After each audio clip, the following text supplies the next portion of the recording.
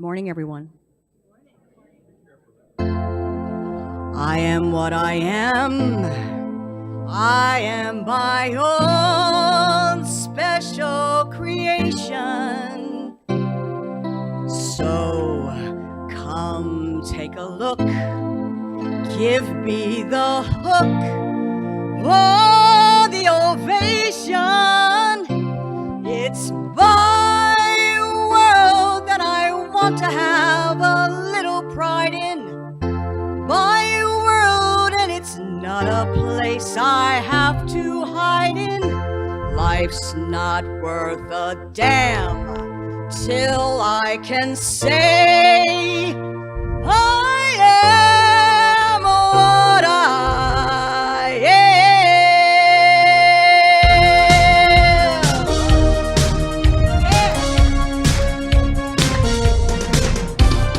I am what I am. I don't need praise, I don't need pity. I bang my own drum. Some think it's noise, I think it's pretty.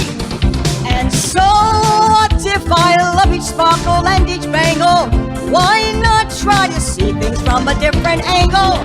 Your life is a sham till you can shout out, I am what I am. Yeah.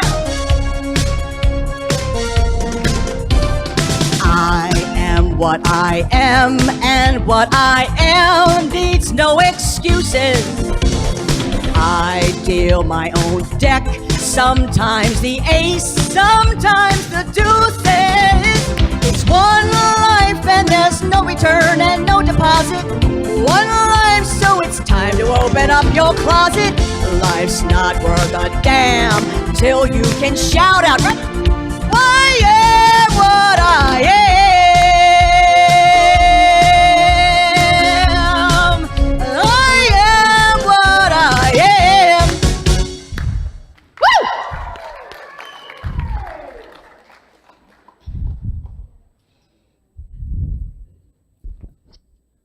So I woke up a couple of weeks ago, just that one time though, just that one time.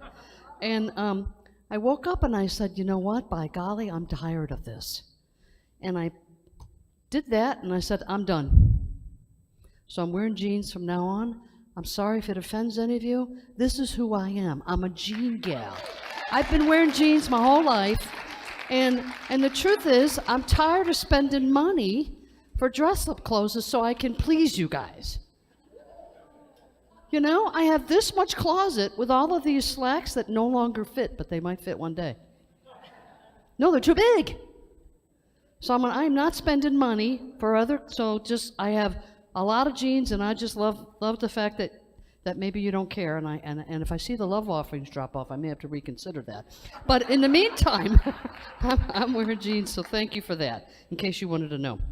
All right. To my online audience, our online audience, I apologize for last week's faux pas. I left the platform, which I have a right to do that, right? I left and had a conversation with somebody during the service. Now, I've been doing this for 30 years, and I have never done that. And so we found out that there's some switches on our new audio system. So you folks didn't hear the conversation, but the online audience heard every single word. So unfortunately, I didn't say anything about anybody else. I was good. I was a good soldier. But that won't happen again. So I apologize to our online audience because I got a lot of phone calls. And each one, I said, interesting. We'll fix that. Thank you so much. Because that is not what I wanted to say. And today's talk is all around that. Because I wanted to blame, I can do this now, because Jim's left the sound booth, he left. It was Jim's fault. He should have fixed it. And so he and I had a conversation, and he was very good, reminding me that, no, you left the platform, you need to turn your mic off. So I'm taking accountability and responsibility for that, and it all ties into today's talk. Let's get still for our prayer, shall we? Because we are a prayerful community, and we can be joyful in our prayer work, or we can be really serious. So I'm taking the middle road. So just get in a position where you're comfortable.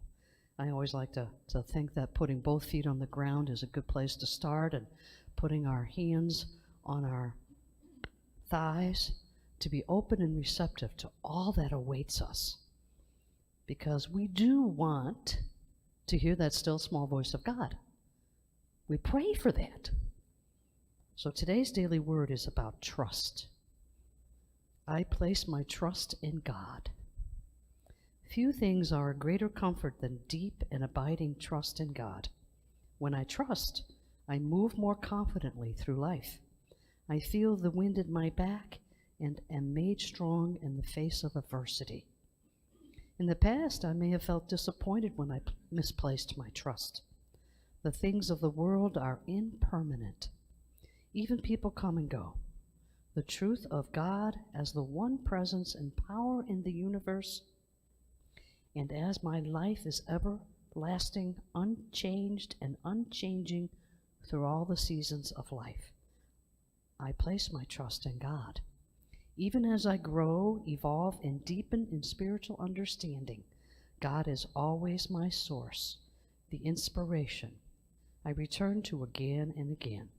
My freedom to seek and discover lies in the awareness that I can always trust in God. And Isaiah 26:4 says, "Trust in the Lord forever, for in the Lord God you have an everlasting rock." And so it is. Amen. And now I invite you to join us in our congregational song as Miss Donna shares with us, "I Am the Thinker."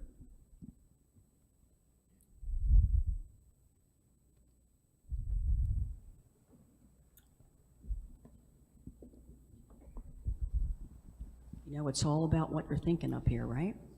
Yeah. It all starts right here. One moment, please.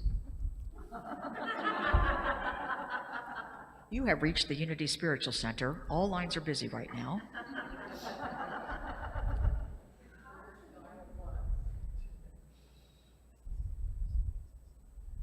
Can you sing it a cappella? Let's do it a cappella. You all know this. Okay, ready? Don't sweat the small stuff. Don't sweat the small stuff. I am the thinker who thinks the thought that changes things that shape my life. I am the thinker who thinks the thoughts. I have the power to change my life. One more time. I am the thinker who thinks the thought that changes things that shape my life. I am the thinker who thinks the thought. I have the power to change my life. If you ask me who am I am wisdom, I am light. I am more than meets the eye. I cannot be defined. I am the thinker who thinks the thought that changes things that shape my life. I am the thinker who thinks the thought. I have the power to change my life. One more time. I am the thinker who thinks the thought that changes things that shape my life. I am the thinker who thinks the thought. I am the power to change my life. If you ask me what I am beauty, I am joy, I am more than meets the eye. I cannot be defined. I am the thinker who thinks the thought that changes things that shape my life. I am the thinker who thinks the thought. I have the power to change my life. One more time. I am the thinker who thinks the thought that changes things that shape my life. I am the thinker who thinks the thought. I have the power to change my life. I can choose to be the light that brightens someone's darkest night. I'm so much more than meets the eye. I cannot be defined. I am the thinker who thinks the thought that changes things that shape my life. I am the thinker who thinks the thought. I have the power to change my life. One more time. I am the thinker who thinks the thought that changes things that shape my life. I am the thinker who thinks the thought. I have the power to change my life. I have the power to change my life. I have the power to change my life. Great job. Woohoo! All right. We have a show and tell announcement today. Maestro. Remember show and tell when you were kids? Wasn't that the funniest fun time? Show and tell. No? This is the money jar. Yeah. Tell him I'm not picking it up. Yeah, he's not picking it up. It's you know, it weighs a lot of it weighs a lot of money. So this is our jug, and we're thank you, Vanna, appreciate that. And so this jug is looking for some more money to fill it up. So rather than us asking for money, we're going to sell raffle tickets. So when that jug can't fit another penny at the top, which we hope will be very soon, we then have a third party who's going to take the jug and count it. They will be the ones to determine who is the closest to the raffle ticket. So you're going to buy raffle tickets, and we'll give you 6 weeks to purchase this. That's once it's full, which we think will be any day now. The person who gets closest to the amount will get half of the raffle money. Not to be confused with half the money in the jug.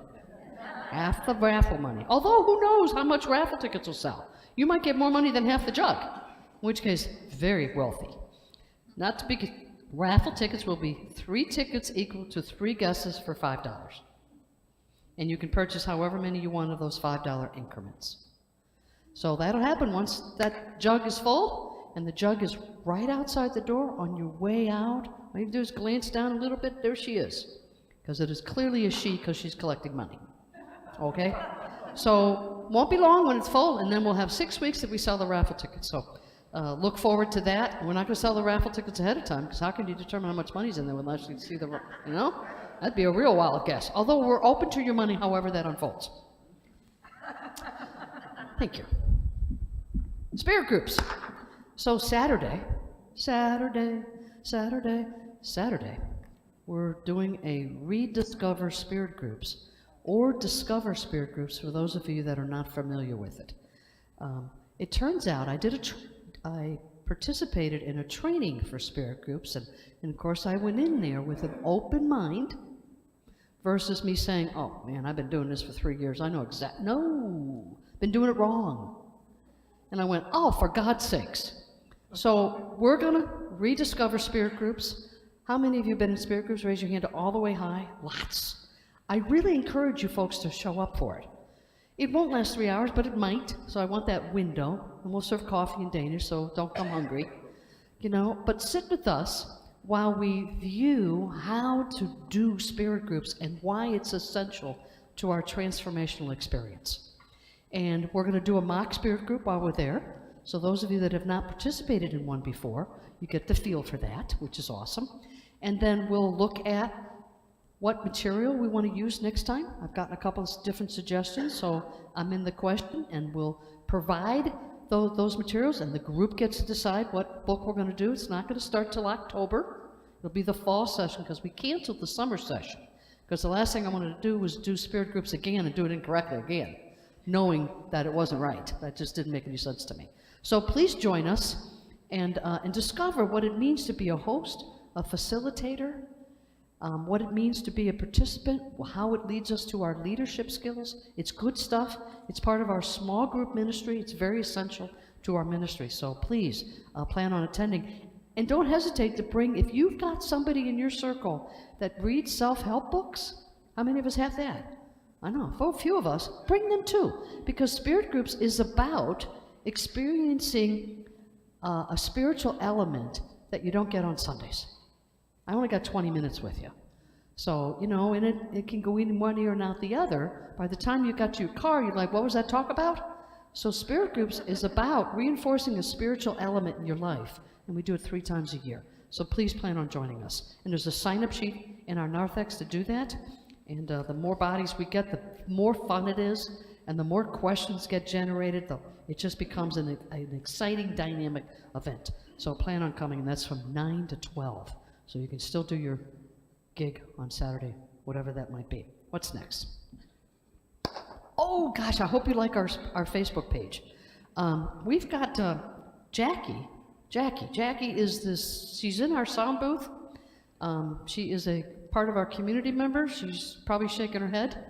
She is going to be in the narthex today after the service. She's going to do this once a month depending on the need. And what we want you to do is give her your cell phone, and she'll call China for you. But no, before that, she's going to fix you up. She's going to fix you up with Facebook on your cell phone, our Facebook page, we'll like it, and then your Facebook feed when you're doing something, when you see something that you like that we're doing and you want to invite your Facebook friends, now you have a way to do it, and she'll teach you how to do that. In addition to that, she's going to show you how to get on Amazon Smile. How many of you use Amazon Smile? Just a few hands go up. I just discovered this week that how to get Amazon Smile on my cell phone. I couldn't do it before. And so finally they have directions. I used to look all the time and it's just 2 clicks and boom. Now when I use my cell phone for Amazon, money comes to the church. You know? So last year we got somewhere in the $200 range. That could be $2,000 in a heartbeat. If every one of us program our devices to go to Amazon Smile and use us as the contributing factor, contribute to this ministry because we're in the list. Jackie's going to show you how to find us on that list, and now every time you order from Amazon, we get a small stipend. And then quarterly, they send us a check. This is free, easy money. So please, invoke yourself. So just can't bring your computers in because that's a waste of time. But bring your iPad and your cell phones, and she'll hook you up in the narthex. Capiche? We're good? Okay, so plan on doing that, and she's in there today. So go do that. What else we got? I'm talking too much. Oh, gosh. We have a great new website. It's been up and running for about 2 months, maybe 3 months. And we have an invisible person who does our website for us. And she's a volunteer here and a member. So she is and she does our PowerPoint. You guys know Tana? Some of you know Tana? Yep, Tana's been an invaluable resource. And so she wants you to go to our website and take a look at it. Anytime you want to know what did she tell me about, it's there. All the announcements are sitting there. All of our Sunday talks. You don't want to go. You want to click to go to YouTube. You can go to the website to do it. Put our website as one of your favorites, so you find us often. Especially when you want to tell other people about it. Oh, this is the website. You can tell them right away, because it's all good. And so she's done a lot of work. I mean, you saw this whole thing that it's done. It's a good website. It's awesome. So take a look at that. That's always fun. Yeah. So last announcement, I hope, trusting, is that when you have an idea, now you can be an idea person. Who's an idea person that doesn't want to put anything in place? I just come up with all these great ideas. You have an asset. Use that asset. Now, the trick here at the ministry is that if you have an idea, you have to come along with somebody who's going to fulfill it. So if you have this, oh my God, this would be awesome if we did this thing, you simply have to talk to somebody else to implement it. And then you come to us, fill out a sheet of paper, we assist you, get it on the calendar, and boom, your idea becomes reality. So don't sit on your ideas, because remember, where do your ideas come from? So that's your gift. If you're an idea person, make use of it. Some of our ideas could be just little tidbits, that make a big difference to a ministry. So don't shut those down, write them down, and come fill out a form, and we'll help you through it. We can't do it for you because there's only 2 of us, Tracy and I. We're good, but we're not that good. We just can't spread ourselves out any more thinner than we are. So, but we can walk you through it, because remember, we're in a fundraising state of mind for our audio system. We've collected about $12,000 for a $30,000 system. We're working it way, and every idea will lead to some form of revenue for us, because we'll make it a social event. We haven't got it on the calendar yet. For example, we have an ice cream truck coming after service one day. So for $10, you're going to get all you can eat. Do you invite your friends there? Maybe, huh? Invite your friends for some ice cream, because it's Mystic Ice Cream. I'm going to bring a truck, and whew, it's fun. Fun. We'll do that after service sometime in the fall when the snowbirds come back. And we've got a movie night coming up, which will be our second event for movie night. You know, join there. It's a small stipend to get in, and then we do a 50-50. So you get the idea. So every time we have an idea, it's a money generator for us. So don't poo-poo those ideas, because they might lead to something fantastic. So good stuff. I've said enough. Is that enough? Yes. So we have this. It's on our website, as well as we have a poster out front and all the bathrooms in the back. This is our ongoing list of small group ministries that we have. We have a lot of things going on here, and they won't let me tell you every one of them while I'm up here, because you probably come here for more than that. So look it up. There's plenty of things to do. So you always have an opportunity to be spiritually fed here beyond Sunday. So take advantage of that. Good stuff. All right, I'm done. This is enough. Good God. All right. Oh, my goodness gracious. Okay. It says I have to do the prayer box at 10:17. I'm at 22. Okay, prayer box. Prayer box is in the back. Those of you that aren't familiar with it, we are a praying ministry. And so with that in mind, feel free to fill out a slip of paper and put your prayer request down. What I like to teach is that prayer request is asking for more of what you want, not dwelling on what doesn't work. Does that make sense? Because prayer is an affirmative statement. So put it down on that slip, and our chaplain today is Mr. Whitman. Mr. Jeff Whitman is our chaplain today. He will pick those slips up. He will disperse them to all the chaplains, and then they also go to Silent Unity for additional prayer work. So prayer works. I had 2 people come up to me today that we prayed with, and everything worked out really, really well. Where 2 or more are gathered together, their God is in the midst of them. So prayer works, take advantage of it. We're a praying ministry. And we also invite you, if you'd like, to have personal one-on-one prayer with our chaplains today. They will be standing here after the service for you to engage with them. And they will also pray with you in an affirmative way. So all good stuff. Prayer works. Okay. Let's get quiet. Let's go into a meditative state, shall we? Not just a prayer like our opening prayer, but actually a meditative state. Prayer is talking to God. Meditation is listening to God. It's the short version. So let's get still.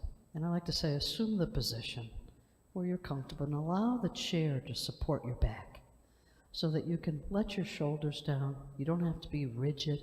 You can enjoy the process of connecting with God. Connecting with God is a very formative way to be able to hear that still small voice. Many of us have a voice that is something less than positive. This is our opportunity to close that voice down and just quietly tell that voice, I'll listen to you later. But for right now, I want to hear the voice of God. And the voice of God can come as a light bulb idea.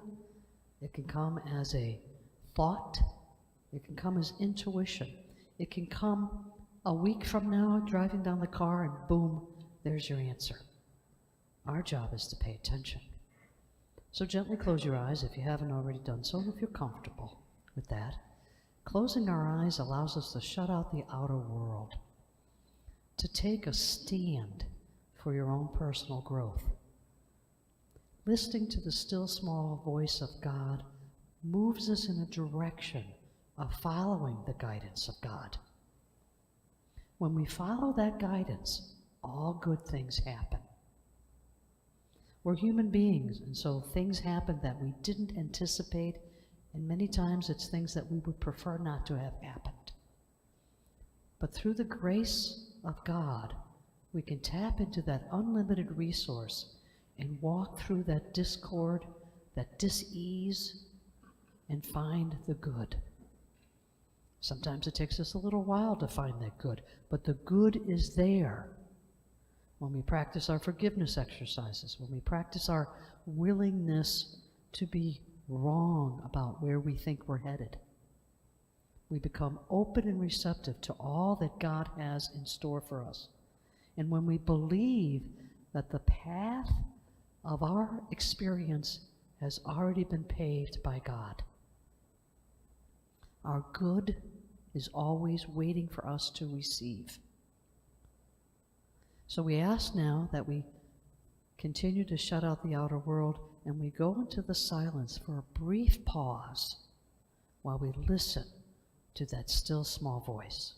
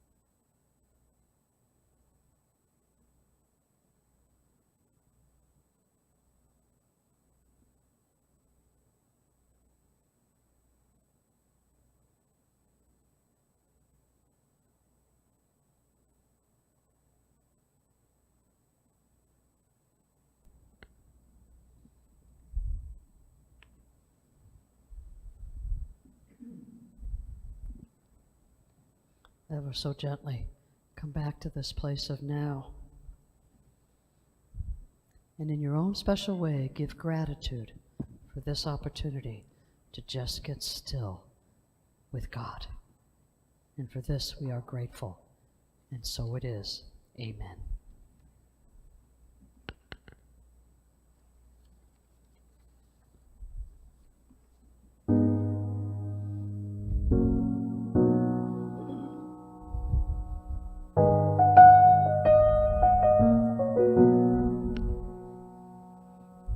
I'm not a stranger to the dark.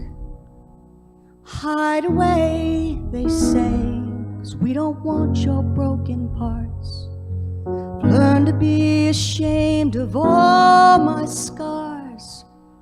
Run away, they say, no one will love you as you are. But I won't let them break me down to dust. I know that there's a place for us, for we are glorious. When the sharpest words want to cut me down, I'm gonna send a flood, I'm gonna drown them out. I am brave, I am bruised, I am who I'm meant to be. This is me. Look out, 'cause here I come. And I'm marching on to the beat I drum. I'm not scared to be seen, I make no apologies. This is me, oh, oh, oh,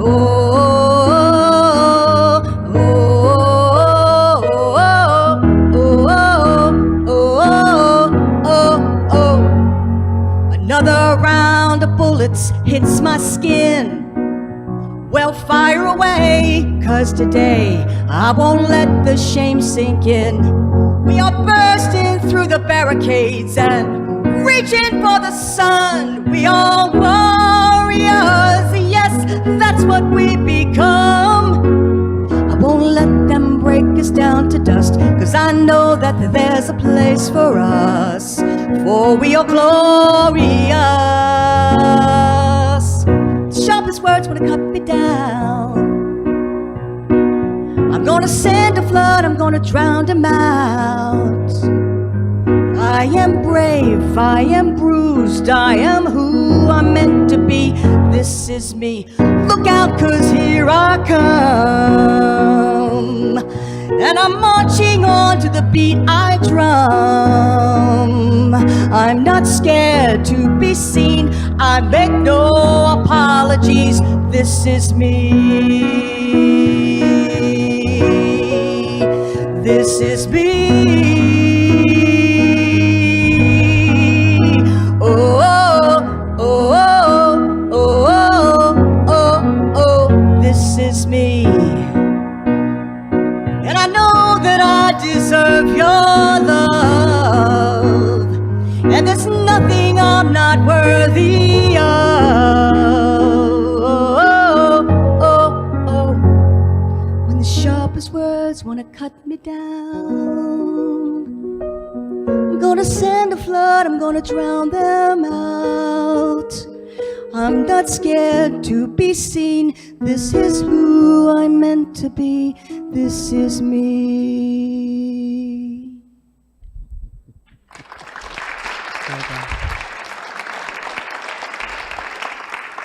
Thank you, Donna. Thank you, Donna. Yay, yay. So today is our first of 6 talks out of the 15 commitments to conscious leadership. There are 3 of these in the bookstore currently. If you'd like to follow along with me, I highly recommend it. And so we're looking at the first 6 commitments of this book.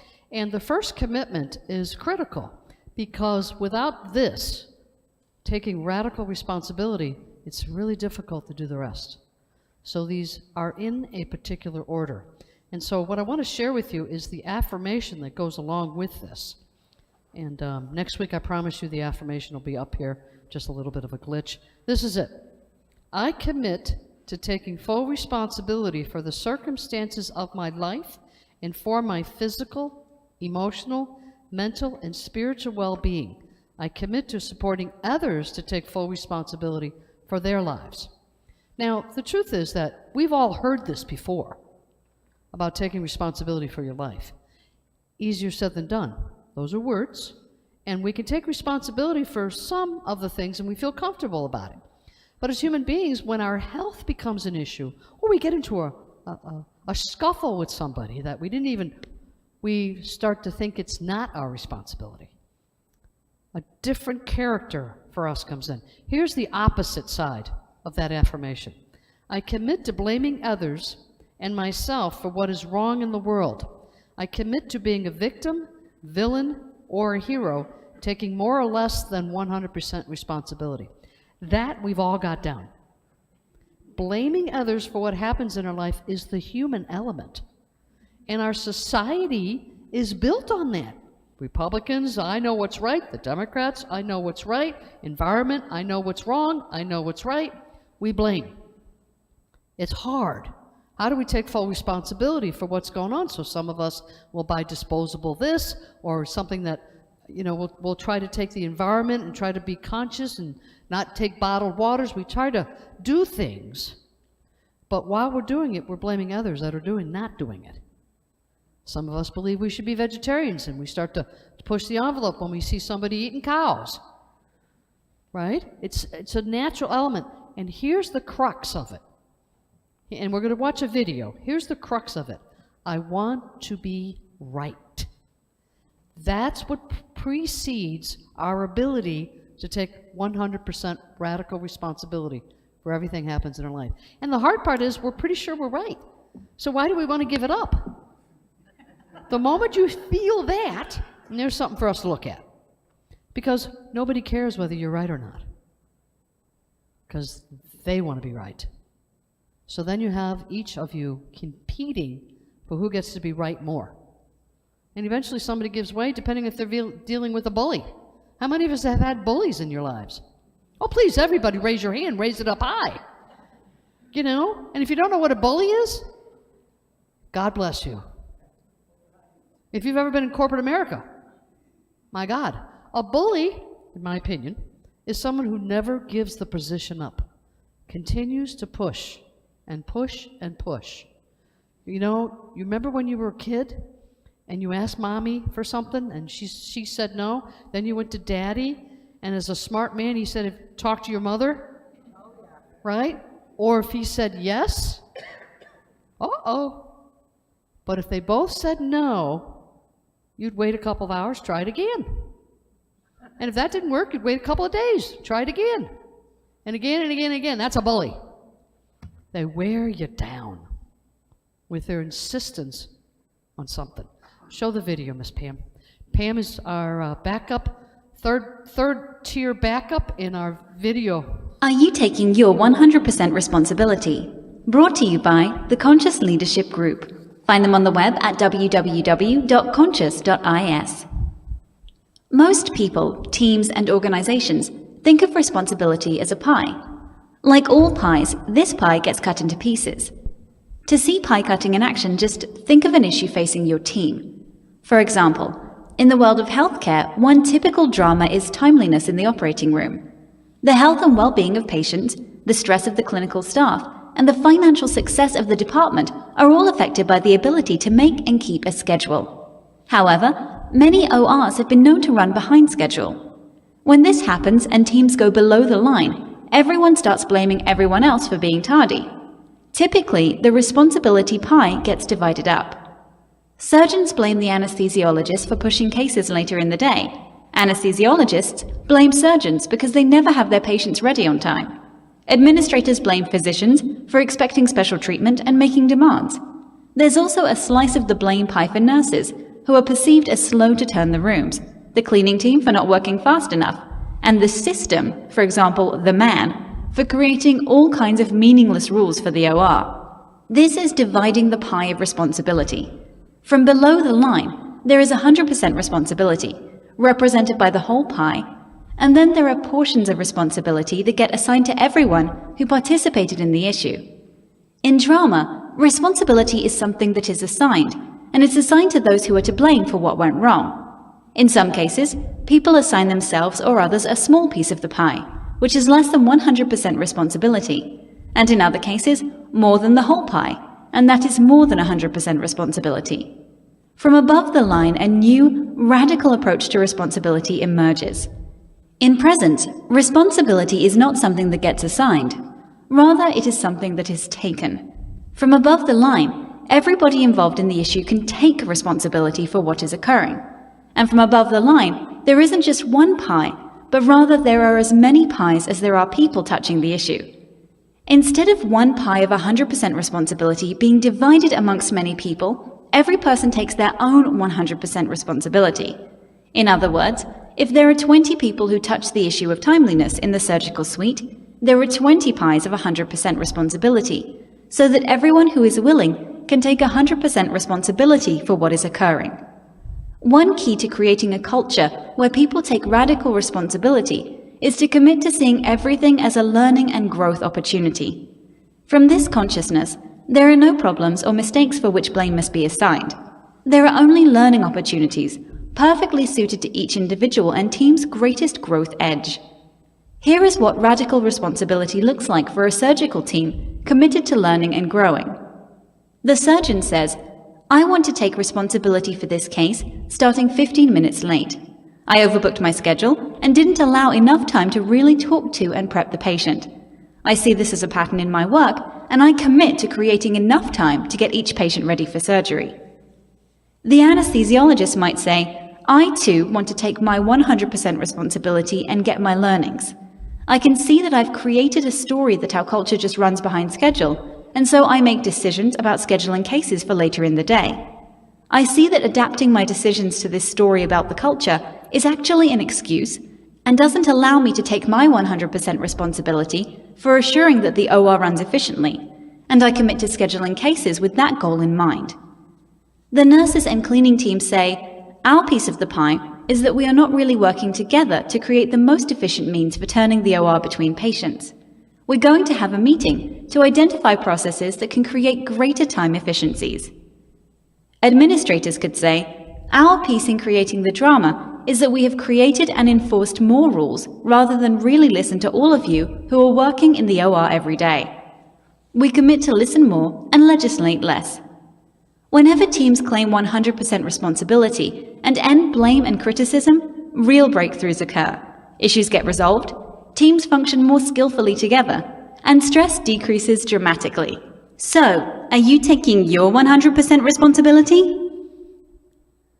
Cool stuff, huh? So Are you taking your 100%? in case you didn't get it the first time, we thought we'd play it again. Thank you, Pam. So here's the thing. I asked God for help with this morning. We currently have 3 dogs. Don't recommend that.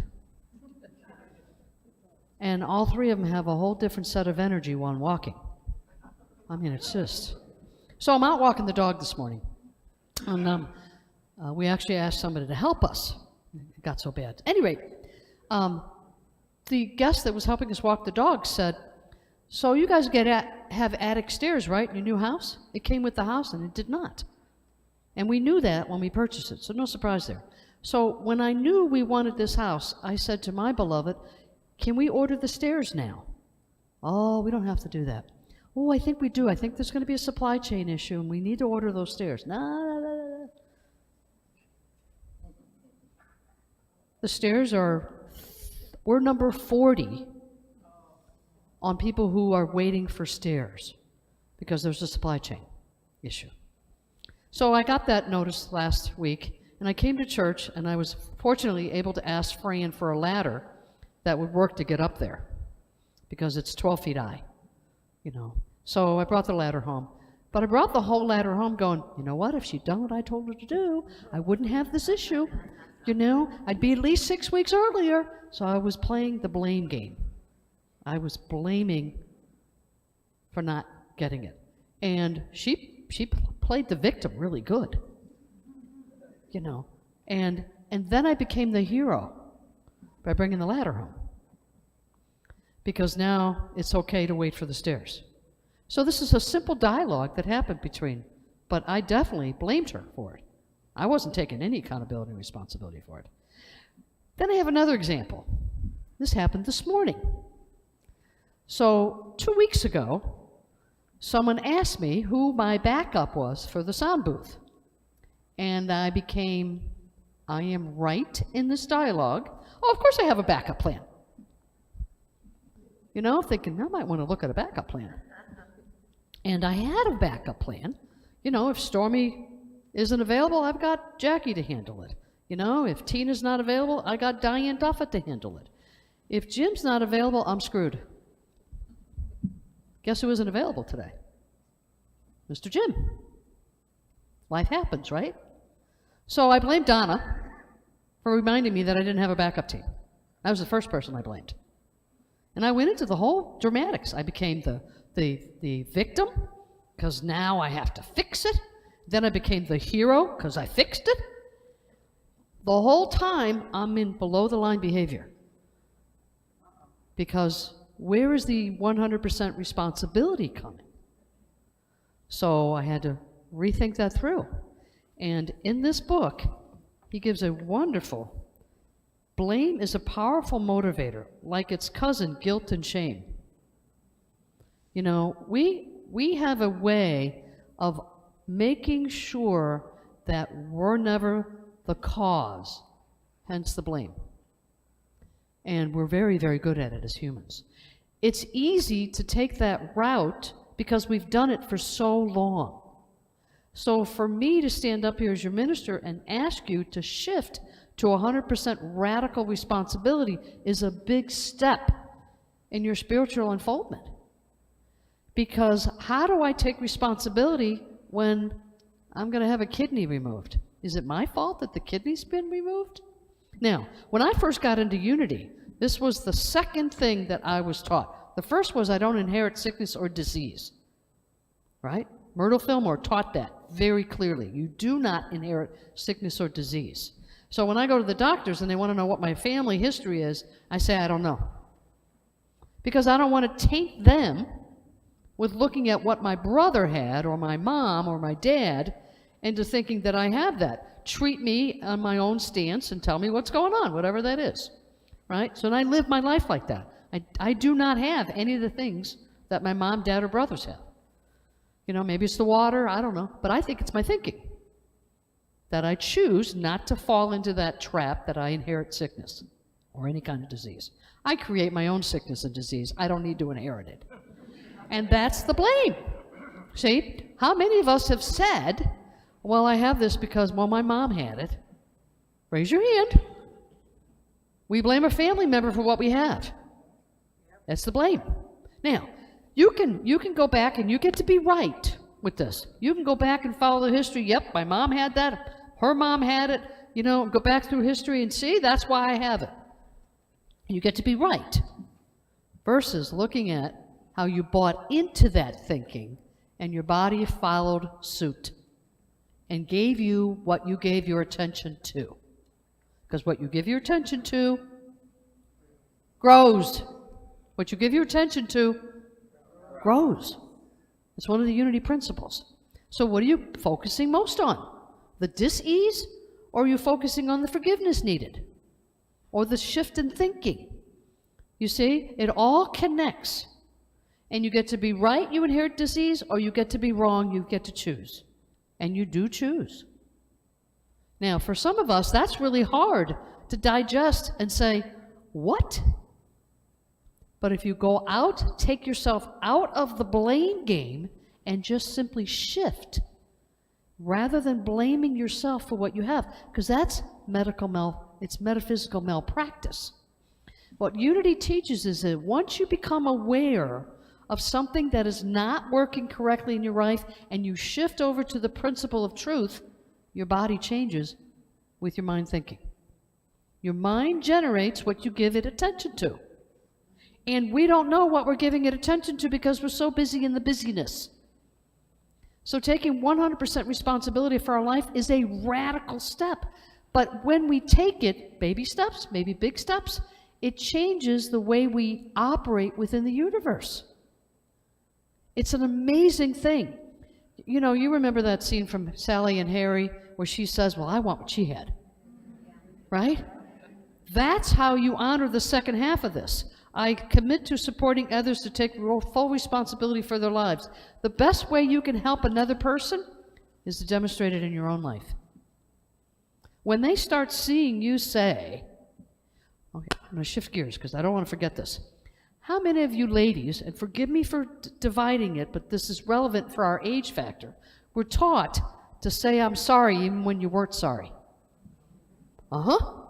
We say sorry. Oh, I'm so sorry you feel that way. No, you don't. But you said the right thing. You said the right thing. So when somebody comes up to you and says, I have a runny nose, I'm so sorry you don't feel good, right? It's a common thing. You guys do it too, but women were taught it, which is the biggest shift. And so now somebody comes up to you and you're taking full accountability for your life and the commitment to helping others. Somebody comes up to you with a runny nose. You say, oh, I see you have a runny nose. Yeah, boy, you know, the weather, the allergies. Oh, wow, that sucks. Very different than I'm sorry. You can have empathy for what they're going through, and you can honor them by saying and acknowledging with them without trying to fix them. Because you can't fix anybody else, right? You can only, and usually what ends up happening is we say, oh, when I have a cold, I take emergency, or, I take echinacea, whatever it is. You know, I have this list of things when my nose starts to run and do all these things, right? What are we buying into? Something outside of ourselves to fix us. You see how radical that is? Now, here's the thing. What I'm telling you is not to shame you or blame you for anything. My job is to give you another way to view your life. Not about what you've done, but what do I want to do that's different today?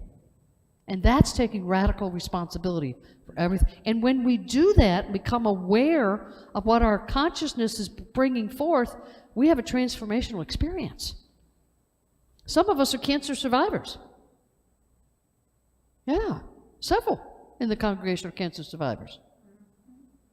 You know, and we take responsibility, we start to shift, and it comes back to, I'm getting on a tangent here. It comes back to, remember how we've all said this, oh, he was such a good person, I can't believe he died. Oh, he was so young and he died of a heart attack while riding a bicycle. He was doing everything right. Right? Something went wrong, didn't it? Now, do we go to his funeral and say he sucked? He didn't do this, he could have done that? No, of course not, right? We don't do that. Isn't that not shame and blame? But if we're thinking it, something needs to shift for us about that. Just because you didn't say it out loud. I went to a wedding one time. I'm still embarrassed by it. That's why it keeps coming up for me. I have to do my forgiveness work on it. Nice wedding. I knew both the bride and the groom. And I commented out loud, for God's sakes, to the people I was with at the table. Talk about no filters. I said, Jeeper, it was only 6 months ago she was dating somebody else. Not something you want to say, you know? And everyone at the table just went, what? And I went, never mind, sorry. You know, it's important that we understand what's going on up here. Because I was in the process of trying to shame that bride. Because I wanted to be right. What a waste of energy. And do you know that I'm not friends with any of those people? I lost the friendship because I wasn't able to be mature enough in that relationship. And that's the part that I get to deal with, you know, my own forgiveness. You see, because it all comes down to no one and nothing is against us. It's huge, which is what we teach in the quantum living course. Because it becomes evident here when we stop blaming others for what's going on in our lives, we begin to see the situation differently. Next week's commitment is about curiosity. You see, we can't have curiosity if we're in the blame game. It doesn't work. You have to let go of it. And most importantly, we have to be consciously aware of what's going on. Now, I get a lot of feedback. A few feedbacks. Mo, all you ever talk about is the fact that we have to go deeper in our spiritual growth and understand what happened in our childhood in order to resolve this crap. You know, like therapy. And yeah, we have to discover why we say these things. Why is there the need to be right? And so when we find ourselves going below the line, either verbally or even in our thinking, we have to ask, why am I doing that? Why do I need to be right here? You know, and the whole thing with the attic stairs, I wanted to be right, damn it. I want those stairs. You know, and then I had to let it go because it's not going to happen, right? Well, I didn't let the blame go. I bring it up as often as I can. Aren't I special? You know, that just helps my relationship in so many ways. No, right?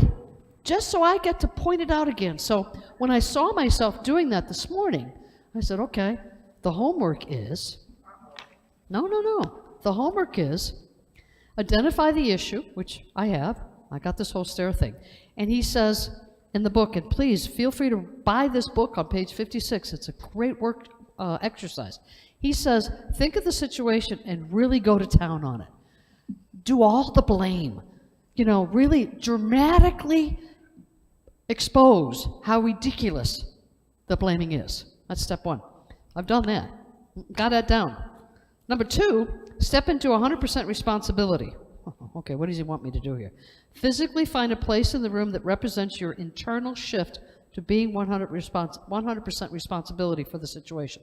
It's a mindset. I have to say, I want to take 100% responsibility for my need to be right in this situation. So now the brain is going, right? Wait, you want me to do what? And not everybody can shift. We might have to be in that spot for a moment or two. And then the next thing is, why do I need to be right? What is it about me for this situation? And how often do I feel the need to do that? When was the last time I pushed myself to be right? And when was the first time? because I'm going to develop a pattern. Oh, I have a pattern. I need to look at that pattern, because in order for the pattern to change, I have to be aware of it. So we have to go back. And the thing about going back is not that we're blaming our parents, because then we're in the blame game again. It's just an awareness factor, you know? And so I went back and back and back and went, oh yeah, I did it as a child, for God's sakes. I was the one that in the house, I was the hero in the house. Peace at all cost. How many of you took that role on? Yeah. And I wanted to be right, because if there's peace in the house, then everybody's happy. Make happy. I just created trauma for my own existence as a child. But by golly, I was going to make it an effort. A youngster. Oh, Mom, stop yelling. Oh, come on, it's not that important. Stuff it under the carpeting, you know, that whole thing. Let's not talk about the elephant in the room. All of that. I'm not blaming my parents. I'm being aware of the situation and how I develop the pattern. And once I become aware of that, then I can take the fourth step, which is a shift in recognizing that I'm responsible for everything that happens in my life. A simple statement. And now the brain starts to kick in. Go, she's serious about this. Crap, I'm going to have to let go of this. And it happens. And it's already happened. I don't care about the stairs as much, right? Because our need to be right is a big, big thing in our lives. So I need to push it to become smaller and smaller and smaller so it doesn't run my life. See the difference? So taking 100% radical responsibility for our lives is a big step. And here's the commitment again, because that's what this book is about. And you can see that obviously in these videos we're going to show each week, he's talking about corporate America. If he had done this for churches, no one would have listened, because churches don't have problems. God will take care of them. We don't have problems. And someone was kind enough to help me in the sound booth and say, I said, you know what, we're going to have a situation. She said, no. And I said, you're right. We have a challenge today, but we're going to fix it. Big difference. And each one of us took responsibility for making it work. Big deal. So rather than me blaming, because I could have easily gone and, no. But what I am committing to is making sure that there's proper backup to it. Might take me a couple of weeks to get that, but I'm going to commit to doing that. I commit to taking full responsibility for the circumstances of my life and for my physical, emotional, mental, and spiritual well-being. I commit to supporting others to take full responsibilities for their lives. I'm committing to stopping the blaming myself or others. And if I don't make that commitment right now to you, how do I expect you to make it for yourselves and for your universe? So I commit to taking full responsibility for the circumstances in my life, for my physical, emotional, mental, and spiritual well-being. I commit to supporting others to take full responsibility for their lives. So your homework is to become aware. Aware and shift. Our need to be right is very, very powerful. And the only way that we can shift that, because our need to be right is below the line. That's below the line, our need to be right. So our job is to become aware of it and shift. And awareness is key, because then you can start to talk about shifting within your own self. Good stuff. Thank you for that. And it's our offertory time. You got it, Gus. Thank you. Had to be sure. If you're a first-time guest with us today, we ask that you not contribute to our ministry, for you're our guest. And so therefore we are giving to you as opposed to you giving to us. So we appreciate that. And join us in I Am So Blessed. First, let's do an affirmation. Thank you. Offertory prayer. Thank you, Pam. See, you're in there. Good job. Together. Divine love as me blesses and multiplies all that I am, all that I give, all that I give, and all that I receive, and I am grateful. And know that these gifts are so supportive of our ministry, and we know that these gifts go out and they bless all that they come in contact with. And for that, we are grateful. Miss Donna, all yours. so blessed. I am so blessed. I am so grateful for all that I have. I am so blessed. I am so blessed. I am so grateful. I am so blessed. I am so blessed. I am so blessed. I am so grateful for all that I have. I am so blessed. I am so blessed. I am so grateful. I am so blessed. I am so blessed. I am so grateful for all that I have. I am so blessed. I am so blessed. I am so grateful. I am so blessed. We have another affirmation, and this one is using the pronouns us and we together. Divine love, as us, blesses and multiplies all that we are, all that we have, all that we give, and all that we receive, and we are grateful. And we see these gifts going back out into the universe, blessing all the many hands that they come in contact with. For it is these gifts that allow us to teach the Christ principle, and for this we are grateful, and so it is. Amen. Amen. I'd like to invite, forgive me for extending our time today. It doesn't happen too often, sort of. With that, I'd like to invite Lisa McCartney up for our transformational story.